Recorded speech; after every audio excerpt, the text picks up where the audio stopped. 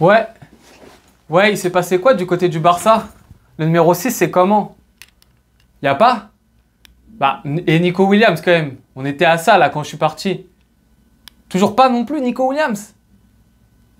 Ah, mais on a fait 2 victoires en match amicaux, du coup tout va bien. Ah, ok.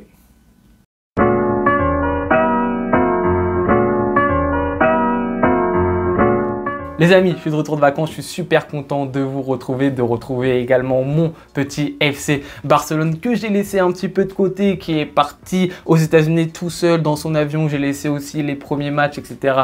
tout seul. Je suis de retour. Nous avions fixé des objectifs pour ce FC Barcelone durant cette tournée aux États-Unis. Certains d'entre eux sont actuellement en train d'être cochés, en train d'être validés. D'autres sont un petit peu laissés sur le côté, surtout au niveau de la direction sportive. Vous inquiétez pas, on va en parler de cette partie-ci également dans cette vidéo. Mais tout d'abord, concentrons-nous sur le positif. Une dynamique positive qui entoure le FC Barcelone qui a commencé tout d'abord avec l'arrivée de Flick. On a eu un nouveau coach. Les résultats, c'était un petit peu compliqué, surtout l'année dernière. Même s'il y avait certaines bonnes choses quand même du côté de Xavi, on en a longtemps parlé l'année dernière sur la chaîne, je ne vais pas me répéter. Mais juste avoir un nouveau coach, on se dit, ok, on lance une nouvelle dynamique, peut-être des petits changements psychologiques dans la tête des joueurs, peut-être des petits changements dans l'animation du côté du FC Barcelone. En tout cas, tu as un nouveau visage de quelqu'un en plus qui a déjà gagné en Europe, etc. Du coup, tu te dis, ouais, possiblement on peut gagner. Il y a un élan, il y a un nouveau souffle qui arrive au FC Barcelone quand Flick arrive au club. Mais maintenant, il fallait confirmer ça lors des premiers matchs pour que justement ce cercle vertueux,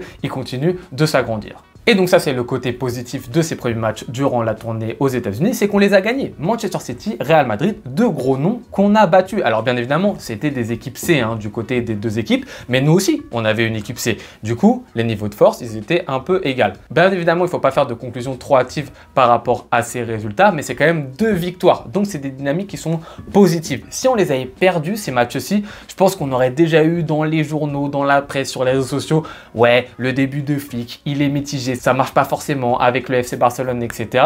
Là, au moins, on sait que c'est forcément positif parce que dans le résultat, factuellement, nous avons gagné. Si vous me posez la question personnellement, je vous dis que avoir fait 2 matchs nuls, avoir perdu les 2 premiers matchs ou avoir gagné les 2 premiers matchs amicaux sur toute ta saison, c'est pas ce qui va changer grand chose, selon moi. Mais vous savez comment ça fonctionne, l'environnement du club, les médias, etc. Ça peut très vite parler, donc c'est plutôt positif de les avoir gagnés. À côté de ça, tu as aussi l'apparition de têtes qui font plaisir du côté du FC Barcelone. Tu as des joueurs qu'on avait longtemps pas revus, des petites blessures par-ci par-là, Baldé qui a des minutes de jeu, un Pedri qui est revenu aujourd'hui au centre du FC Barcelone. On l'a vu, il va faire ses tests justement de pré-saison. Gavi qu'on voit de plus en plus dans des vidéos être prêt, toucher le ballon, donc ça donne le sourire. Ça fait plaisir. Des têtes également encore plus sur le terrain, les 4 qui commencent à revenir par-ci par-là, Gundogan qui est revenu, Koundé qui s'est rejoint au groupe un petit peu en avance, Lewandowski qui a des minutes, Christensen qui a des minutes, Rafinha qui a des minutes. Ok, l'élan positif, il est vraiment cool autour du FC Barcelone. Et l'élément positif, selon moi, le plus important qu'on a depuis le début de cette tournée, c'est bien évidemment ce que sont en train de faire actuellement les jeunes. On avait mis un point d'orgue sur la réussite justement de ces jeunes. Pourquoi? Parce que Flick, lui, justement, avait placé une énorme importance autour de ces joueurs-ci. Dès qu'il a une interview, dès qu'il a une conférence, il parle de la Masia, il dit que c'est exceptionnel. On le savait, sur cette tournée, il y allait avoir beaucoup de cadres qui n'allaient pas être là pour diverses raisons. Là, les jeunes devaient prendre le pouvoir et ça se passe plutôt très bien. Et en plus, ça se passe très bien dans des postes, à des secteurs de jeu où on sait le FC Barcelone, on peut être mis en difficulté actuellement par rapport à des manques. Le poste du numéro 6, Casado Bernal, ça fonctionne très bien actuellement. Le double pivot à un endroit du terrain où on sait qu'on a des difficultés sur les côtés. Cancelo en ce moment, on n'est pas du tout proche d'un retour au FC Barcelone. Et là, tu as un Alex Bailly à droite, même si c'est pas son poste. Et on a dit l'année dernière qu'il a super bien géré, mais sur le côté gauche, là, il était à droite. Il a plutôt bien géré. On voit un Pau Victor dans le secteur offensif, dans les 30 derniers mètres, qui t'apporte des buts dans un secteur de jeu où des fois, le Barça, on s'est dit, ouais, on a du mal quand même à planter et à marquer beaucoup. Du coup, c'est positif. Il y a une dynamique bien autour des jeunes, la Masia, etc. L'arrivée de Flick, les blessés qui commencent à revenir de plus en plus. C'est positif. Ce début de tournée, il est cool du côté du FC Barcelone. Mais attention, attention, et je vais un tout petit peu casser l'ambiance. Vous savez, on est team positif, on reste team positif, mais il faut quand même rester mesuré par rapport à ce qu'on est en train de voir. Tout d'abord, concernant les résultats. On est sur des matchs pour l'instant amicaux. Les 2 premiers, il nous en reste 2 entre l'AC Milan et le trophée Gamper et après la saison elle va réellement commencer. Mais là, c'est 2 petits matchs amicaux. Les classicos amicaux, typiquement, qu'on a joué contre le Real Madrid sur ces 4 dernières années, on les a remportés. On a bien remporté celui de l'année dernière. Et pourtant, les 3 matchs officiels, 2 matchs de Liga, finale de Supercoupe, on s'est fait tarter dans le résultat par le Real. Parce que dans le jeu, oui, à certains moments, on était au-dessus. Mais donc, ça ne veut pas totalement tout dire. Ne faisons pas de conclusion hâtive par rapport à ces 2 matchs dans les résultats. Dans le style de jeu également. Dans l'animation, ce qu'on est en train de voir actuellement, c'est une mise en place, un démarrage de moteur pour le jeu de flic. Mais il va y avoir des changements. Et même, je pense, jusqu'à la J6, J7 de la Liga, va y avoir encore des changements dans l'animation. On ne va pas trouver quelque chose de définitif tout de suite. Donc, observons les petites choses qui changent. Tiens, le contre-pressing dans ce secteur du jeu, c'est super intéressant. Tiens, la reprise du ballon à ce niveau-là, c'est super cool. Tiens, le décrochage de tel joueur. Tiens, l'animation du numéro 10, Pablo Torre, elle est super intéressante. Tiens, comment Casado, il arrive justement à se mettre entre les lignes, c'est super bien. Ça, on peut le noter parce que c'est des choses qui sont factuelles. Mais faisons pas de remarques et de conclusions hâtives sur le style de jeu alors qu'il est encore en train d'être mis en place par Flick.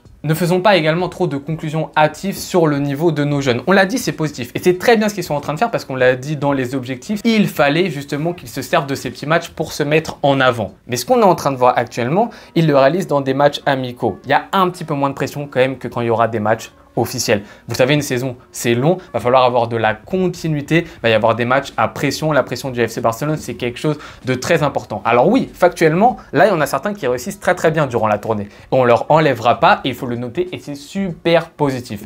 Mais ça ne veut pas dire que s'ils réussissent là, ils vont forcément réussir durant toute la saison. Parce que, encore une fois, ce n'est pas du tout le même type de jeu. Ce n'est pas du tout la même pression. Ce n'est pas du tout la même chose qu'on demande à un joueur dans la continuité de toute une saison que de réussir quelques petits matchs amicaux en tournée aux États-Unis. Donc, faisons pas de conclusion en mode « Ouais, c'est bon, le problème du numéro 6, il est réglé du côté du FC Barcelone parce que Casado, Bernal, ça gère. Ouais, le problème sur les côtés, il est réglé parce que Alex Bailly, il a fait un super classico. » Non, faisons pas de conclusion trop hâtive par rapport à ça. Et surtout qu'en plus, on va avoir le retour de cadre très bientôt et que forcément, ça va redistribuer les cartes. Il va y avoir des joueurs qui vont être un petit peu plus mis sur le recul. Là, dès qu'on parle même de certains joueurs, on parle de Alex Bailly, on parle de Pau Victor, AD Anti-Flick. Il est là en mode, c'est très bien ce qu'ils font. Mais attention, on verra par la suite quels vont être leurs rôles, etc. On reste encore en suspens sur ce type de joueurs parce qu'on sait qu'ils peuvent être très vite amenés à être redirigés vers un prêt ou redirigés vers une vente pour certains. Et donc, il ne faut pas qu'on soit attristé par ça en se disant « Ouais, ils ont réussi leur match amicaux, mais comment ça se fait que le club, etc., ils ne veulent pas les conserver et tout ?» Mais c'est une autre dynamique. On a des postes où c'est surenrichi, en surabondance du côté du FC Barcelone, contrairement à certains autres postes où c'est un tout petit peu plus vide. Il va falloir faire des choix à un moment. Donc, ne nous basons pas sur ce qu'on est en train de voir totalement actuellement pour reproduire ça sur toute la saison prochaine.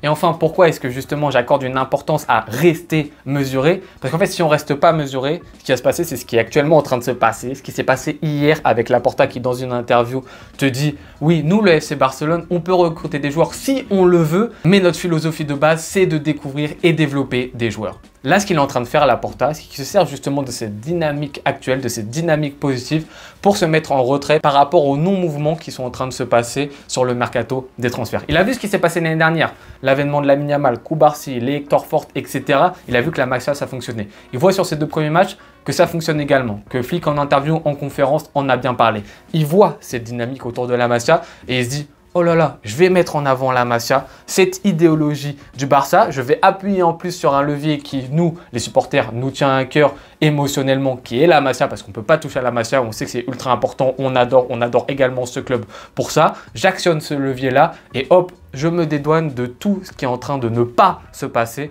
sur le mercato des transferts actuellement. Donc en mode, non mais on peut les recruter. Vos Nico Williams, votre numéro 6, vous en avez fait des objectifs sur ce mercato. Moi, je suis en train de vous dire actuellement qu'avec la Masia, on peut s'en débarrasser. Et c'est pas totalement vrai. Parce qu'on a besoin quand même de nouveaux joueurs à certains postes. On n'a pas de certitude sur la capacité de jeunes de la Masia à assurer sur toute une saison. On a besoin aussi d'expérience dans cet effectif. C'est important à des moments cruciaux. On ne peut pas se reposer sur 11 joueurs dans notre effectif qui sont de la Masia. Quand bien même ce qu'ils sont en train de faire est totalement formidable. Quand bien même ce qui est en train de produire la Masia, c'est largement au-dessus de la moyenne. Donc ce qui est en train de faire Laporta, c'est une nouvelle fois de nous mettre de la fumée devant les yeux et en train de nous dire « Ah, regardez, ça se passe plutôt bien, ça s'est passé l'année dernière, donc ne regardez pas ce qu'on n'est pas en train de faire actuellement avec Deco. » Et or, on va en avoir besoin. Alors bien évidemment, il reste un mois. Donc on va pas être totalement négatif par rapport à ce qui se passe. Nico Williams, à tout moment, ça peut se débloquer. Mais Nico Williams, il est en attente. Hein.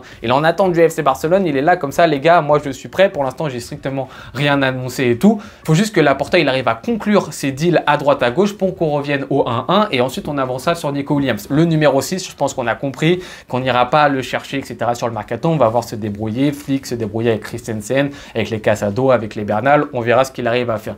Mais au moins, faire un ailier. Et aussi au niveau des ventes. Au niveau des ventes, pour l'instant, il ne s'est rien passé d'important. Roberto, fin de contrat, ok, c'est normal qu'il parte. Romeu Oriol, même encore quand il y avait Xavi au FC Barcelone, on savait que Romeu Oriol, il allait partir à Girona. Il y avait déjà toutes les rumeurs qui commençaient à circuler.